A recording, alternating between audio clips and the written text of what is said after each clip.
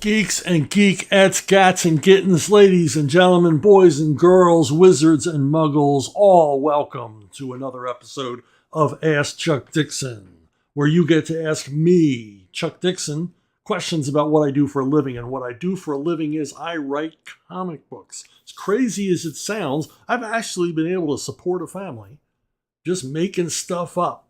Am I the luckiest guy in the world or what? Let's get right to our first question. From GTXXX. Is it possible later in the future we could see an app version for Arkhaven Comics, which means Arktoons?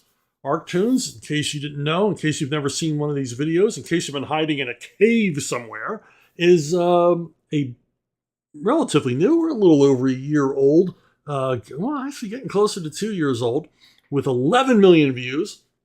It's a free digital comic service in high res, all different genres, all different kinds of comics. You can read them on any device, but no, it is not a phone app yet. Although, if you can access the internet on your phone, which I believe almost everyone can, you can read Arktoons on your phone. Just, we have not done the app yet. We are still hard at work on that. And what do you find at Arktoons? Just a great variety of stuff. These are a few of the things that I'm working on, but there are, dozens of other creators there creating weekly episodes of all kinds of action, comedy, social commentary, horror, mystery, all the rest. Plus, you'll get to see material of mine that hasn't appeared in a long time. Things like Invasion 55 and The Stranded and other things. But like I say, action, drama, anything you could possibly want is over there at Arktoons, including superheroes. So check it out. I'll provide a link below, and you can take a peek at what we're doing over there. Some exciting stuff. And as I said, it's free. It doesn't cost you anything to take a look, and I guarantee you're going to find at least one property there that you're going to want to follow weekly. Movie 21. I have recently been rereading your phenomenal Nightwing run. Well, thank you. Thank you. Everybody likes to hear they're phenomenal. And I came across one of my favorite moments, the bout between Slade and Grayson in issue 18. In the fight, Nightwing notes that Slade could kill him in seconds. I think he seems to kill me in seconds. But then Nightwing proceeds to obliterate Slade in their fight. Was Nightwing just selling himself short? No, in that instance, Nightwing was remarking on the fact that Slade was obviously perfectly capable of going lethal and had gone lethal many times in the past. And if you are if you're fighting someone else and your intention is to kill them, it's no holds barred. Nightwing, being a good guy, trained by Batman, is not lethal. He was not going to take any moves against Deathstroke that were fatal. This is the issue in question. So he's hampered in his movements, that he has to reduce Deathstroke by his own set of rules, where Slade he's not fighting by any rules.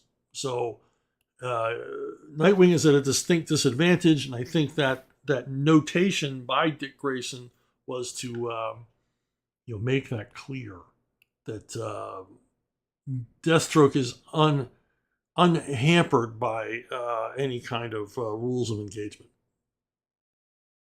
So let's see, what's our next question here? Kevin Cruz, I'm not a religious guy, but I see religious stories as treasures that should be passed on. That's a wise and grown-up and sophisticated way of looking at it. These are all part of our heritage, whether you're a believer or not. I happen to be a believer, but whether you're a believer or not in any kind of religious, theology, you have to see that these are all an important part of our culture, from all over the world, all different religions. Are they're part of the mix here. Can't ignore them or poo-poo them. Anyway, going on with Kevin's letter. There have been reinterpretations of many faiths, ancient and modern, in comic book form, but the ones I've seen very little of in comparison are the Christian stories. What biblical stories would you like to either retell or expand on? I've been thinking about doing a story on the three kings that went to visit baby Jesus, how they met, and how and why will they go and see his birth. That's a great story because we don't know a lot about them. We know their names, we know what they brought. We know they were mysterious men from the East, but what's the mystery? And there's a lot of room to extrapolate there without being in danger of being, going against the text of the Bible, the Word of God, because he didn't tell us a lot about them. So I think we're free to imagine what they might have been like. Now, I have done religious books. I did a book called Battle of Destiny. It's basically the first book of Samuel involving Saul, king of the Israelites, and young David taking over for him. And I did this with Aaron Mininer. Jordan B. Gorfinkel brought me in on this job and was my editor. It was ultimately paid for by Icon Pictures, which is Mel Gibson's company, because Mel Gibson at the time planned on doing a trilogy, a Lord of the Rings type trilogy of the books of Samuel, and tell the story of David from beginning to end. And I really, Minier was a terrific artist. He made it look like a period thing, but it didn't look like a dollar store Conan story. It had a feel and a look all of its own that Aaron brought to it. And the most fun for me here was imagining the visuals, what they would look like for these amazing scenes, the logistics, the practicality of what is basically, especially in this first book, a war story. The Jews, the Israelites, the Hebrews versus the Philistines in a battle to the death. And I remember thinking hard about, when David kills Goliath, he beheads him. How, okay, young boy, blessed by God, chosen by God, real good with a sling, but he's still a young boy. He's not imbued with superhuman powers. He cuts Goliath's head off and then holds it over his own head. And in many interpretations, you see him holding it up with one hand. And I thought, that's not really possible. That head would weigh a lot because Goliath was a giant. And so in my interpretation, and Aaron drew it wonderfully, David lifts the head with both hands over his own head. And so he's holding the head up for all to see, for the people lining the city walls, his allies and his enemies, the Philistines, also looking on. And he's holding his head up and he's drenched in blood, draining out of Goliath's head. I think it's a terrific image. Kind of gross, but terrific. What story would I tell?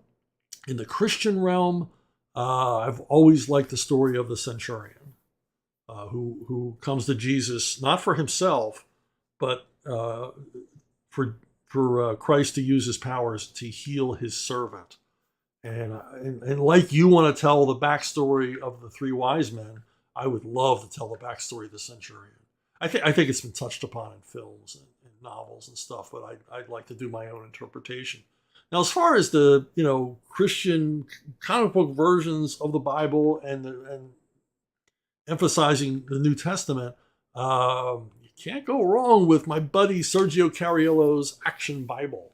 This is a worldwide bestseller. This is basically the second half of Sergio's comic book career has been taken up with this material. And he continues to provide new material and new editions and illustrations and everything else. And this Action Bible, which has sold in the millions of copies, is basically Sergio's mission. I've known Sergio a long time. For most of my career, I've known Sergio. And we've been friends and we've worked together and everything else. But I have never seen a creator as invigorated by a project as Sergio is about his work on the Action Bible and its related projects. To hear him talk about it in public, and they send him all over the world. promoting this book. I mean, he's been on practically, I think he's been on every continent but Antarctica selling this book. And he's probably scheduled to go there as soon as it thaws out. He's been everywhere over the years, basically bringing this book to people. And when you hear him talk about it, it's riveting. It really is. It's very much a mission for him. He feels this is what he was put on earth to do, and it's hard to argue, especially when you see him in action, talking with people and helping to promote sales and often gifts of copies of this book to church gatherings, any kind of. I've seen him on comic book convention panels, and he's got the audience in the palm of his hand.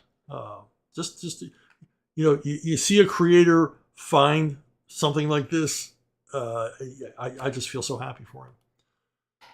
David Jordan, can you talk about some of the European sci-fi comics that you recommend? I've been reading some of the Metabaron and Call stuff Alejandro Jodorowsky wrote, and would like to know some more European stuff to read in that genre.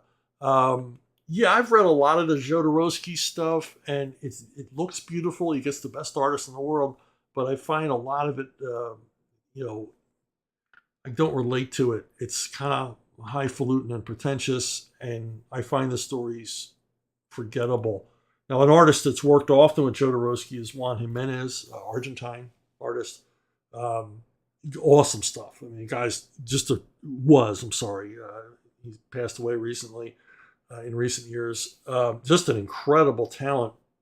But again, even when Juan Jimenez is working on his own projects or working with different writers, while the artwork is absolutely gorgeous and I enjoy reading them, I find I don't remember much about them afterwards. I can't tell you the plots of almost anything Jimenez has worked on, even though I did enjoy looking at them. And the primary reason for that is he's an incredible draftsman, as you can see, just an awesome artwork. And he's an incredible storyteller. So while I'm reading it, I'm in the moment and digging it, but I don't remember a lot about it. Another great, of course, is Mobius, Jean Giraud with Arzak, which is really, this is just like a series of vignettes. They're very visually driven. Mobius wrote them. There's no real feel for who Arzak is, where he came from, what he's doing. And I think some of that's purposeful. A lot of these stories are like dreamlike. So again, great visuals, stories, okay. Not so enthralling. Now, one of my favorites is Hombre by Jose Ortiz, and I'm going to say Carlos Trio, I think, was the writer on these. Sorry to the author if I gotten that wrong. Hombre is set in a post-apocalyptic world. Something horrible has happened to the Earth, and this dude you see in the foreground, Hombre, does his best to keep body and soul together.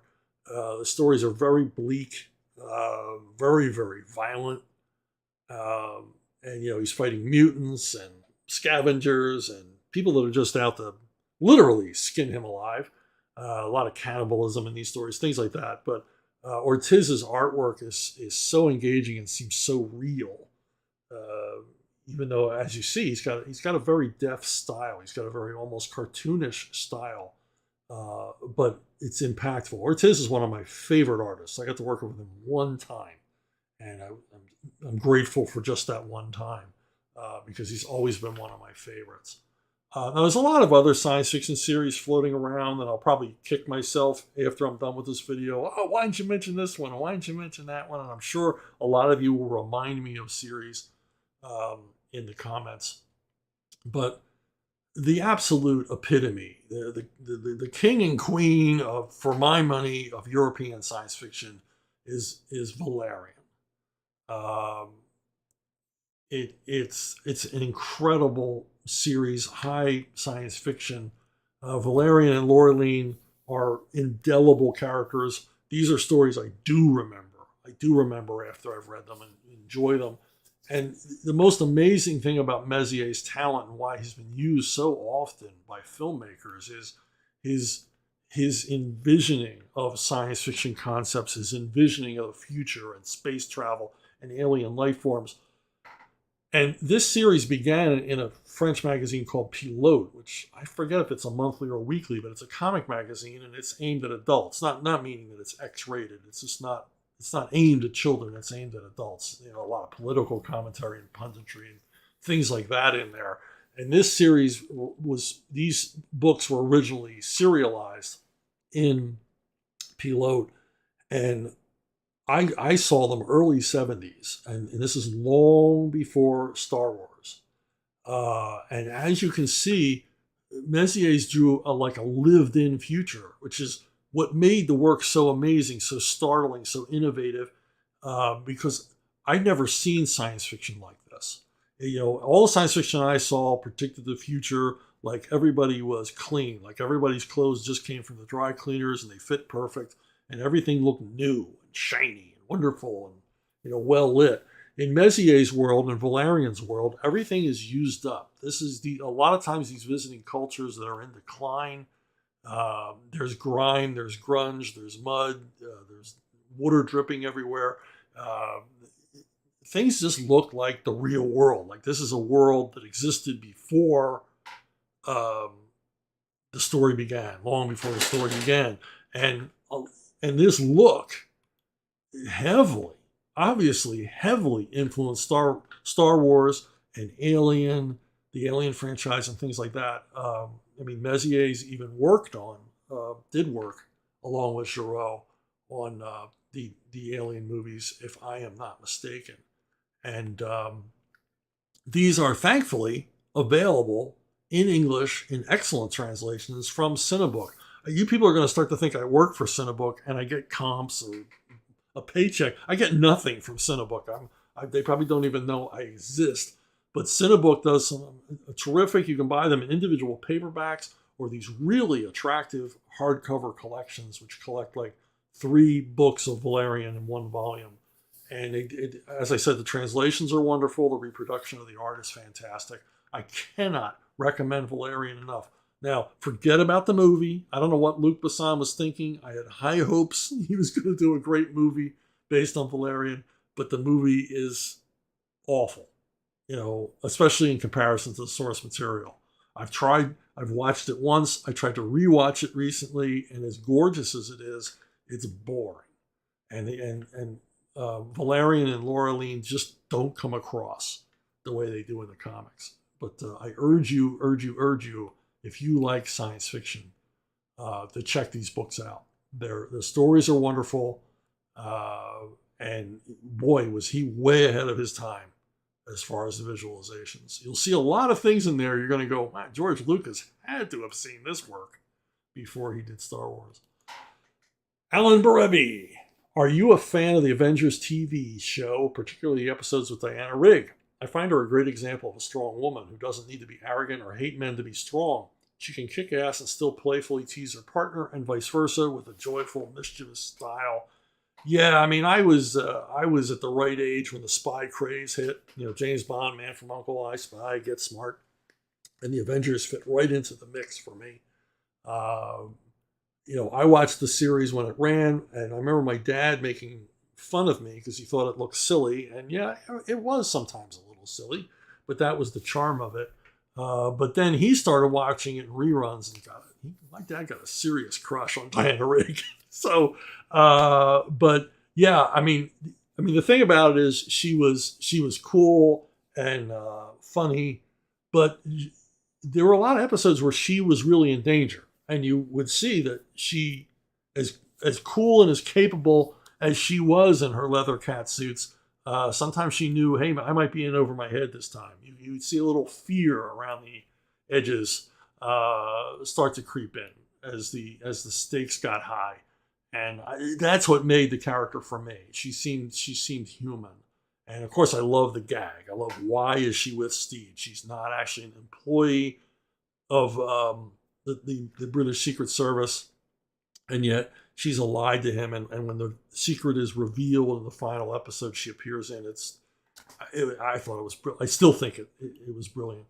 But the thing about the Avengers that gets me is how properly titled the series is, because they are the Avengers. They never prevent anyone from being killed. Almost every episode, features a series of usually bizarre murders, and Mrs. Peel and Steed show up in order to prevent these murders, but they never prevent any of them. They never save one person, and really they don't kick into high gear until it's their own lives at stake. So in every episode, they fight like hell to save themselves, but they sort of like breeze by, pass over lightly the fate of others. So they literally are avenging the deaths of the people that they were sent to look out for. So as spies or as operatives, secret operatives, they were kind of big time failures. But maybe that's the joke. Maybe that's the underlying theme of this series. Okay, Damian Field. I was wondering your opinion on the John Wick series. I think action movies may be the one genre that has escaped the tidal wave Hollywood wokeism mostly unscathed. Granted, it is visual spectacle before anything else, but to my mind, that is some of the best fight choreography in a while. Well, it's undeniable that the fight scenes are impressive, even as ludicrous as they sometimes get.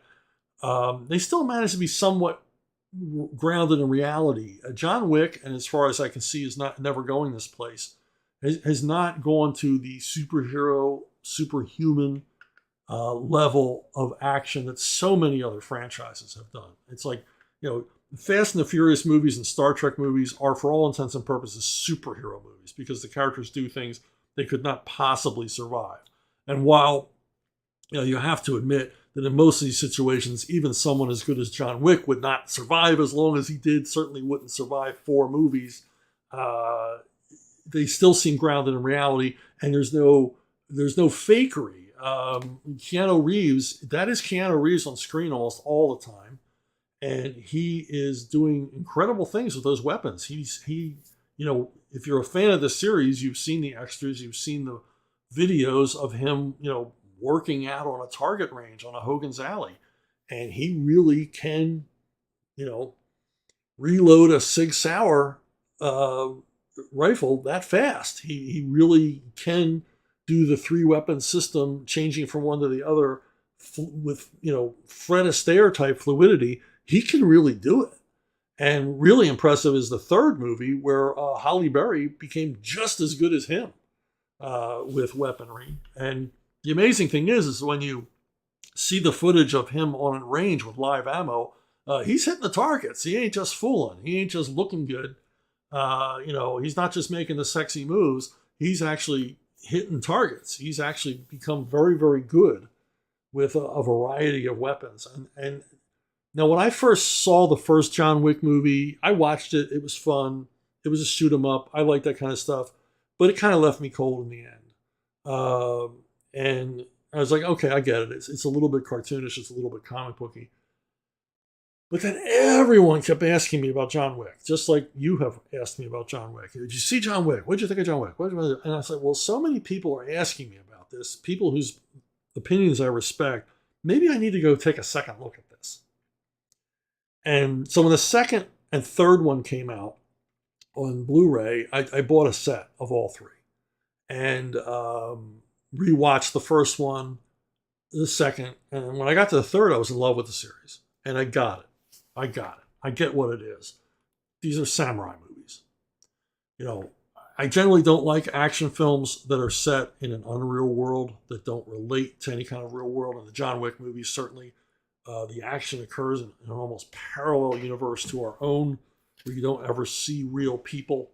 But that's what samurai movies were. The samurai movies are about warriors in the samurai class. They really don't give a damn about anybody else but their own class and their own code of honor and their own set of rules and, winning and service and things like that. So when I realized that the John Wick movies are truly modern samurai movies, I began to enjoy them a whole lot more. And I'm very eagerly looking forward to the next one. Because in one of the trailers, I saw them using bows and arrows. That's going to be fun. So, and the fourth one looks every bit as intense as the first 3. So, yeah, I'm going to dig the next one too. Michael Boberg. like any responsible parent. I've been rewatching Batman the animated series with my kids. Yeah, I did that and Looney Tunes. We just saw an episode that was written by Buzz Dixon. Any relation? No, this is me. This is Buzz. We are not the same person. Buzz works primarily in animation. I don't know if he's ever done comics. Maybe someone can correct me. But what's fun about it is, and we have communicated, we've spoken on the phone together, we've communicated on social media together a few times, argued about a few things. But very prolific guy. And there's a story I'd love to tell, but I won't tell here. He asked me at a convention. It's nothing bad. It's just I don't want to share it here in public. I don't want to share it in a venue this large, but I will tell you if you ask me in person. Anyway, but the most fun I think I've had with Buzz is the two of us confusing Larry Hama. Because when I was working with Larry Hama on Savage Tales and Savage Sword of Conan, simultaneously, Buzz was writing the G.I. Joe cartoon series and would have reasons to call Larry because these were his characters. And I can't tell you how many times I called Larry and he began talking to me and I realized he thinks this is Buzz Dixon because he would be talking to me about G.I. Joe, which I wasn't working on at the time. I had nothing to do with it other than reading it. And he would tell me about this and that, and he would mention names I didn't know. And I would say, Larry, this is Chuck Dixon, not Buzz Dixon. Oh. And Buzz said he did that to him a couple of times too. So that was cool. Relation, I don't know. Back in the day, the name Dixon, it's Scots Irish heritage. So maybe our great grandfathers came over on the same boat, brought here by the British against their will. Okay, Kadra Suvari. Thanks so much for responding to my Bane Conquest questions. Well, thanks for coming back and asking more. Bane Triumphant has me giddy. I mentioned that if Graham and I ever got a chance to do another Bane series, it would be called Bane Triumphant. Bane Triumphant has me giddy, but if DC end up being off limits in the long term, can a bunch of us quietly fund you and Graham to do a bootleg black and white version? I don't think DC would like that. Continuing, as for Bane's dreams about a demonic bat creature, did you at any point ever consider him running into Kirk Langstrom, Man-Bat, and have him reevaluate his dream about being him instead of Bruce?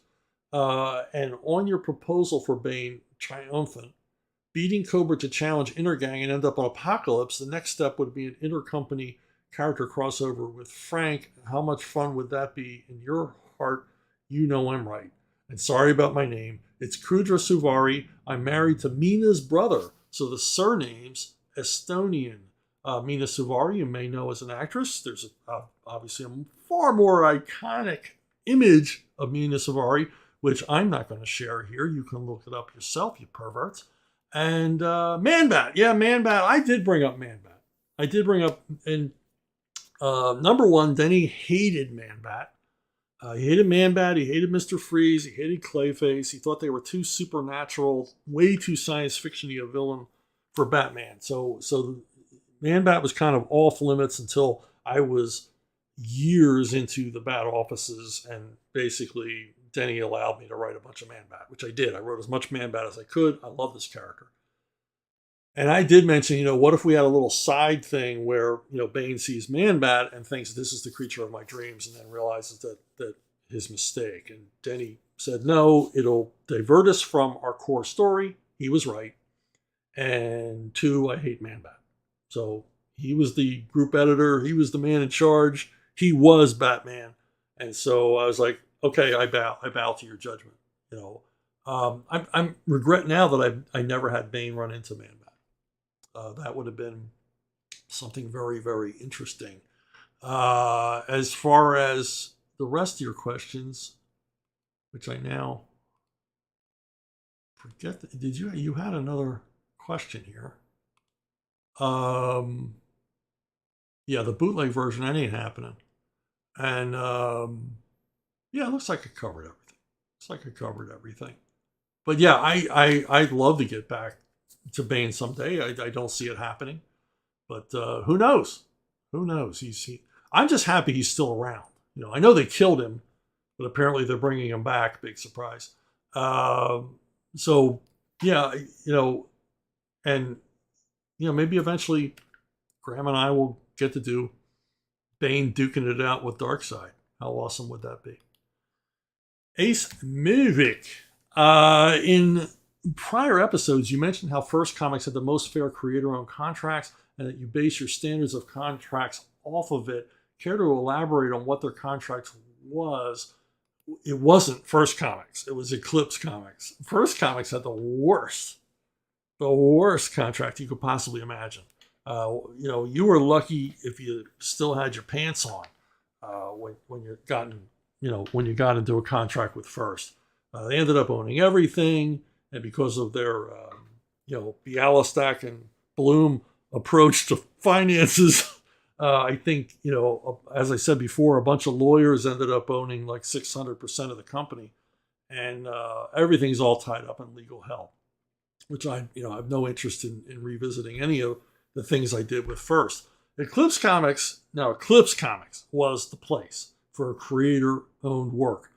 They created a model that Epic would later use, that other principled independent publishers would use. IDW uses their basically the creator-owned contract formulated at Eclipse, and this is all thanks to Dean Mullaney and I imagine his brother Jan.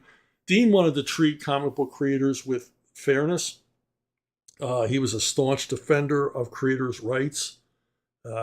He went to bat for a lot of Golden Age creators who he felt were being abused, and offering legal help and all kinds of other support, to help publicize their plight. And he created a contract that basically guaranteed, it was like a bill of rights for the creator. It wasn't a bill of rights for the publisher. It guaranteed the rights of the creator, so that you had termination clauses. You could get out of your contract for any reason. Your contract stipulated that 5 years after the final publication of whatever it is you created for them, your last issue of Captain Potato Salad, 5 years after that was published, the rights reverted to you without question.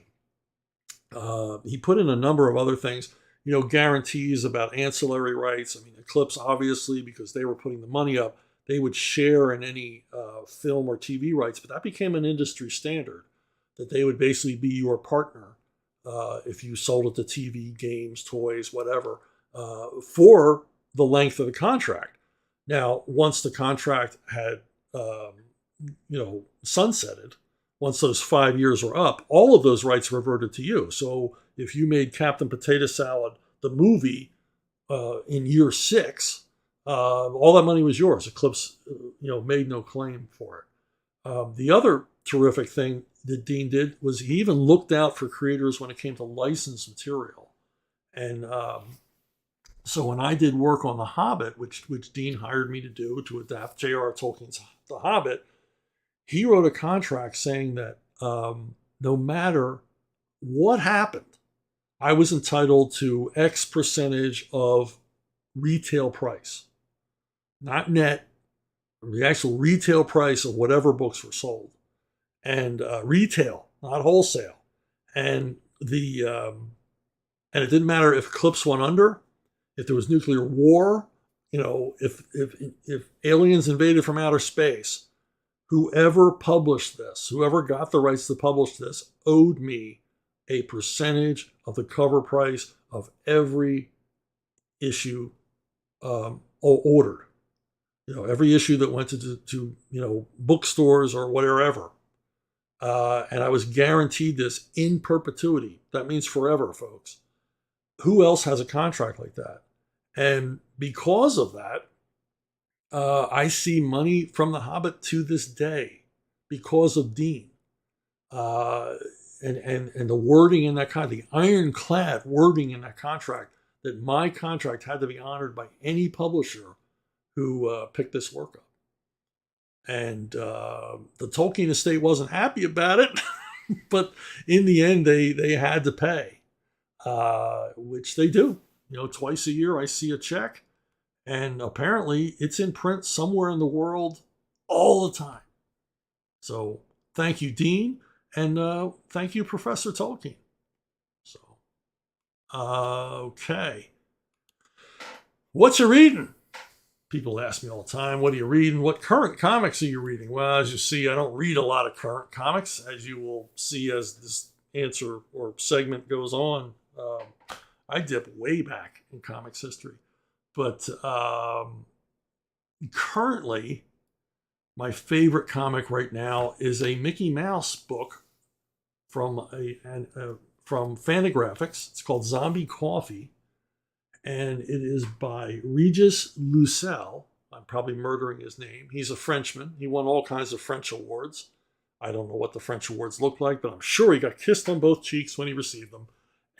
But it's a terrific book. It's a hardcover. It's done like landscape style, and it comes in this beautiful slipcase. And it's like $20, which to me this was like a steal. It's a nice, thick, graphic novel featuring Mickey Mouse, Goofy, Horace Horsecollar, Pluto, Minnie, Clarabelle, Cow, Pegleg Pete, all of these great characters from the 30s in a story set in the 30s. This is set during like the classic, the highlight, the heyday, the salad days of Mickey Mouse in the 1930s, and it's firmly set in that period, drawn in that period, lovingly created, and this is back when Mickey had a personality before he became the sort of cheery drip that he's portrayed as today.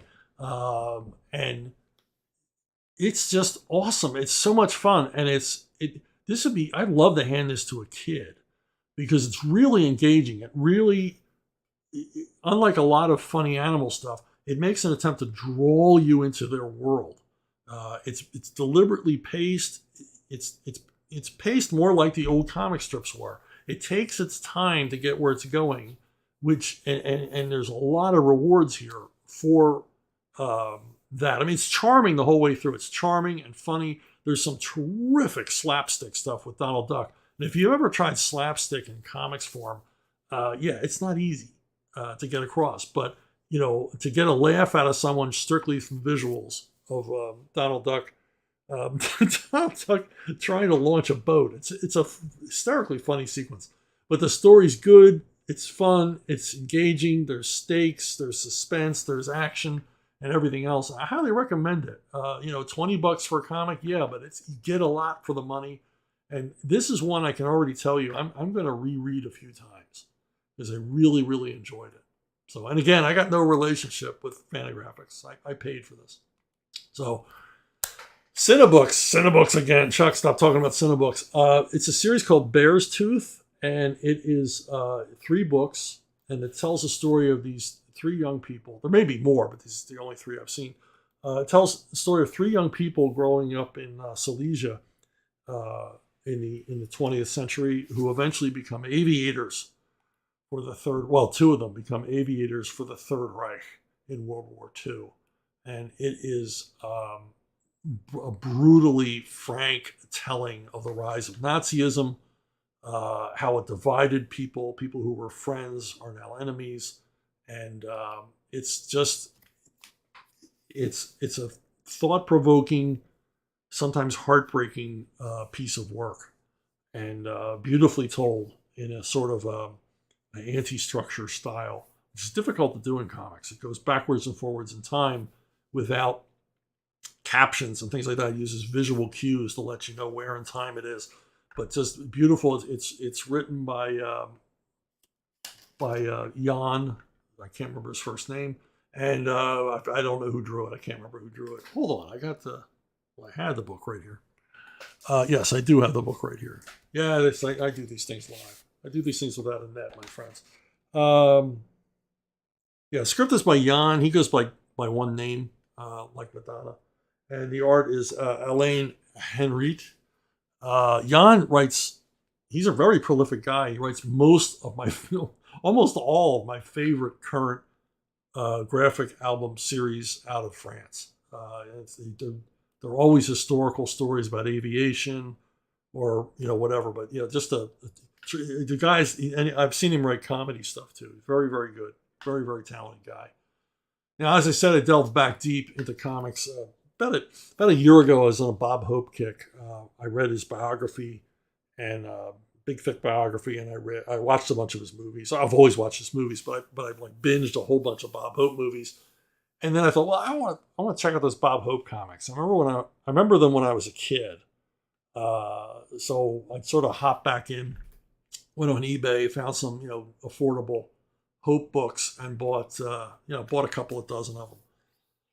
And kind of, I got them, put them in a pile. You set stuff aside. I'm going to read that this weekend, and I never did. So, but I'm reading them now, and they're fun.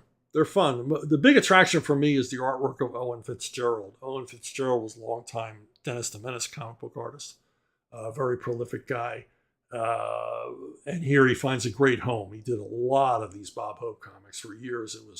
He was the artist, and they're written by Cal Howard, who I looked up, and apparently Cal Howard specialized in this kind of comic. He wrote the Bob Hope comics for a very long time. He wrote a lot of these.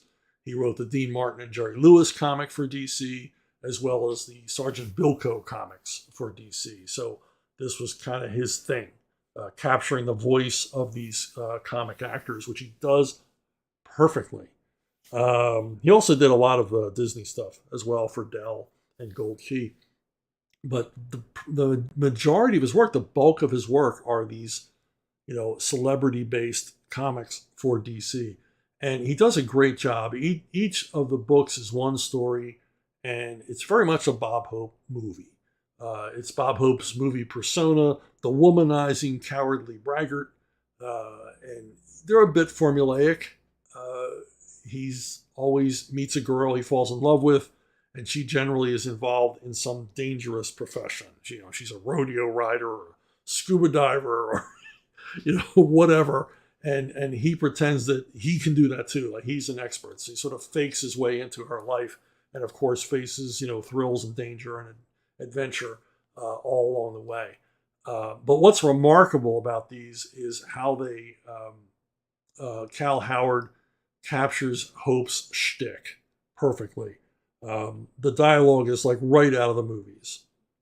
Hope talked in like a 40s hipster banter or pattern, and his jokes reflected that. A lot of wordplay, a lot of Air Force jokes, jokes that could be construed as risque, but you could get away with saying, oh no, it was an innocent remark.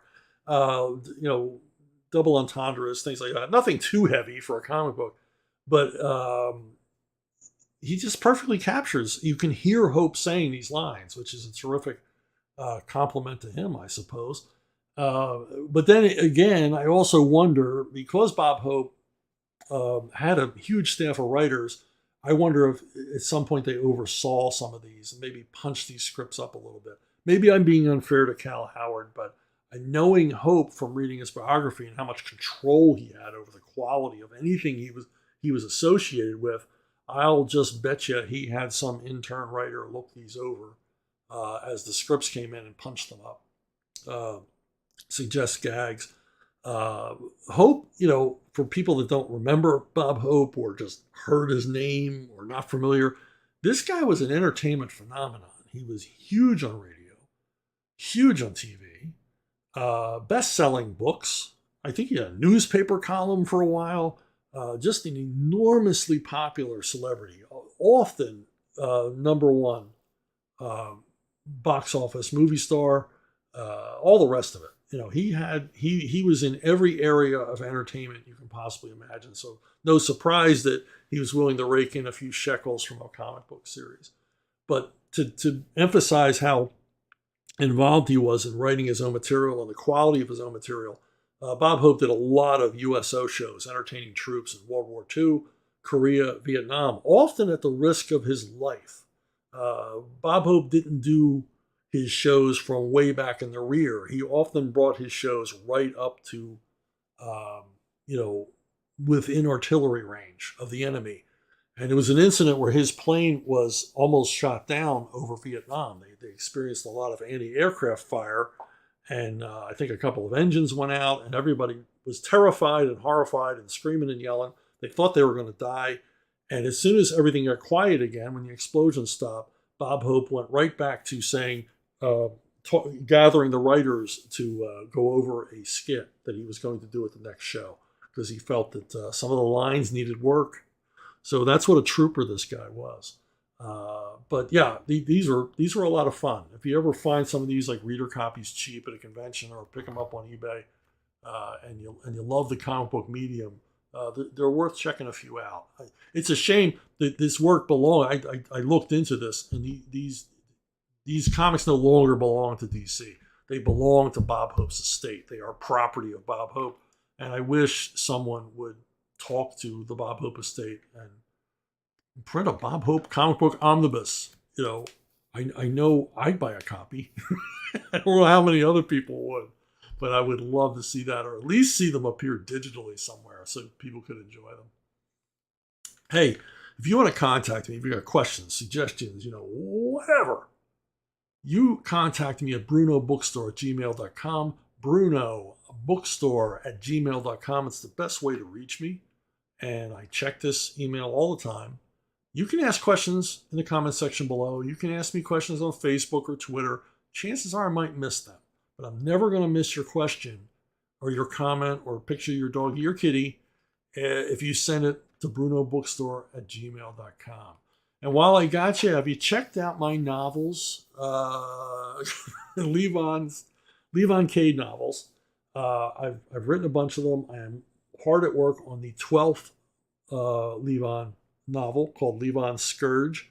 And their action adventure, they scratch my Frank Castle itch. And they're vigilante justice stuff, sometimes globe spanning action and adventure, real shoot 'em ups with a grounded, tough guy hero.